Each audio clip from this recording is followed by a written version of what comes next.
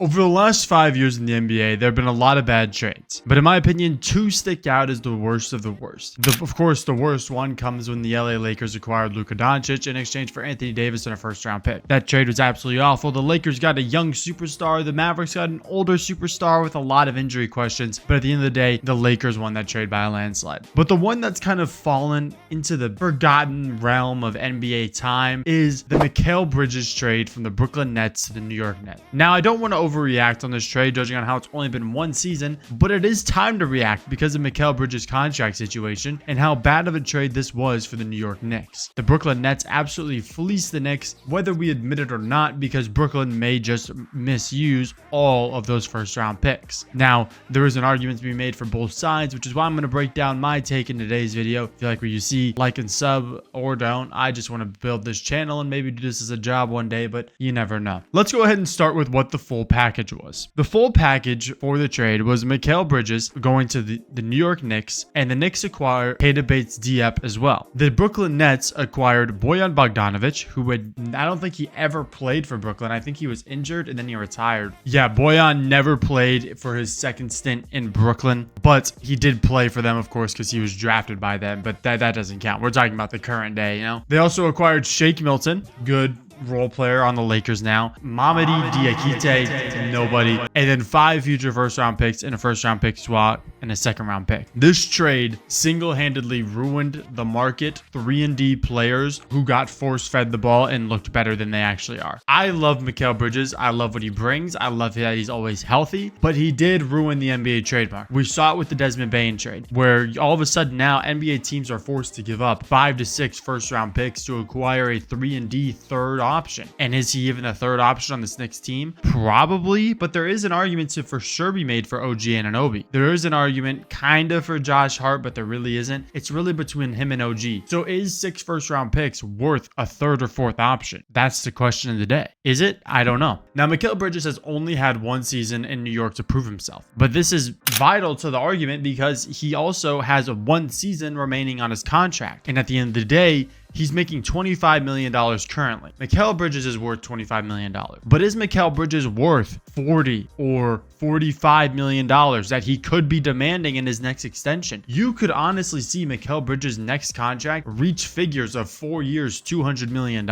There is a legit chance that Mikal Bridges gets overpaid in his next deal because of his 3-and-D persona that's around the league that everyone buys into. There's a big chance Mikal Bridges becomes overpaid. On this current contract, Mikal Bridges is expendable. He is tradable. But do the New York Knicks really want to fork out $50 million?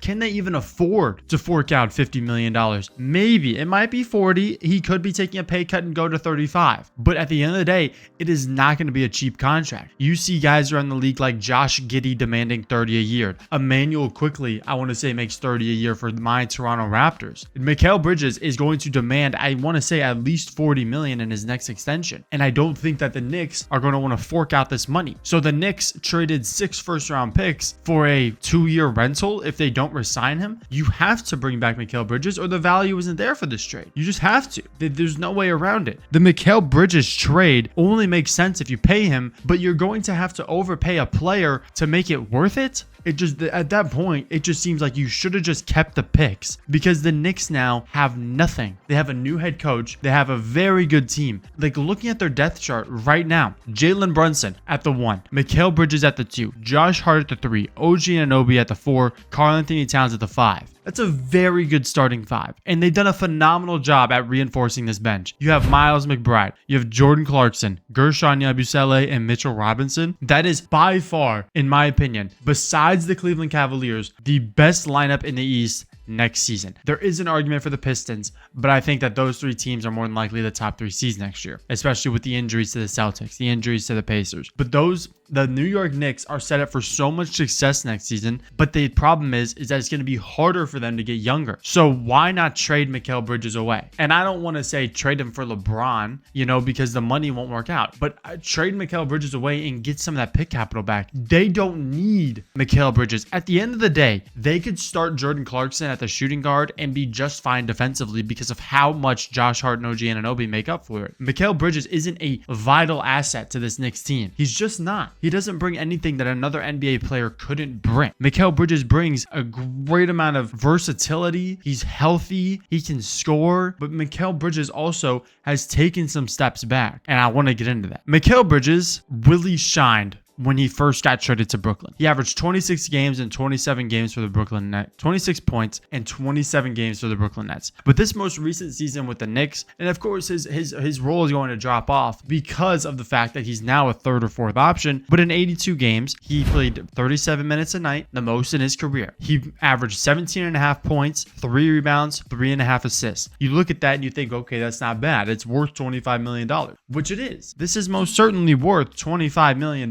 Do not get it wrong. But he averaged less than a steal for the first time in his career. He averaged half a block, which is the third lowest, tied for the third lowest in his career. He shot 50% from the field. Good, really efficient. But 35% from three is nothing to be overly amazed about. And part of that percentage does cut into his struggles early on in the season. I mean, we all saw his jump shot in the beginning of the year. It was bad. He was messing with something. He was trying something different. It just wasn't working out. It's also been clear that he's been getting worse from the free throw line. He's now shooting around 81.5% from the free throw line when he was making slow and steady improvements throughout his career, shooting really good and close to 90% during the entirety of the 2022 to 2023 season. And then he dropped back down to 81%. So you really want to see him improve his free throw percentage. And I would also say that the biggest thing that has been noticeable with Mikal Bridges on this New York Knicks team is that it may not be too visual to your eyes, but his defense has definitely dropped off. Mikal Bridges, I feel like, is still a very good defender, a plus defender for an NBA team. He did have the statistically worst defensive rating of his career so far this season, and it is at 118, which isn't awful, but when you think about it, an average defensive rating, I want to say, sits around 110 to 115. So theoretically, if you go by that logic, Mikal Bridges was a below average defender this last NBA season. But in reality, he was still a good defender, but he wasn't great. But he's not 6 first-round picks in making up on his defensive. You know what I'm trying to say? He's not worth 5 first-round picks and a pick swap to be this lackluster on defense. Mikal Bridges, early on in his career, was a defensive monster. I really think about 21 to 22 when I think about Mikal Bridges being really good at defense. He was on a different level. He was locking up 1 through 5, super versatile,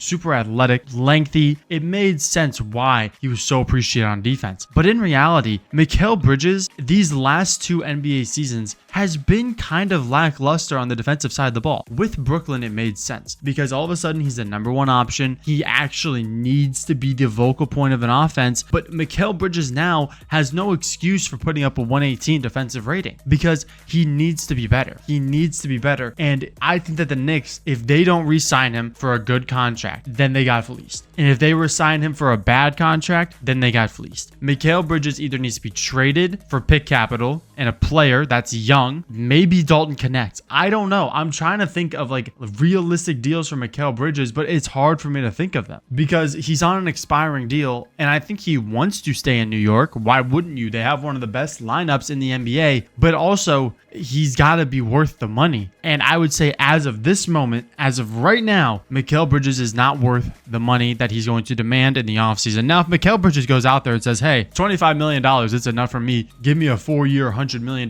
contract. You give him that and you don't look back and all of a sudden the New York Knicks, they're in business. They are in super business when it comes to this Mikal Bridges trade because not only was he able to take a pay cut, but now he's staying on the same deal and he's worth his money right now, I would say. But he could be so much better. We've seen so much better from Mikal Bridges. That's my gripe that I have against him.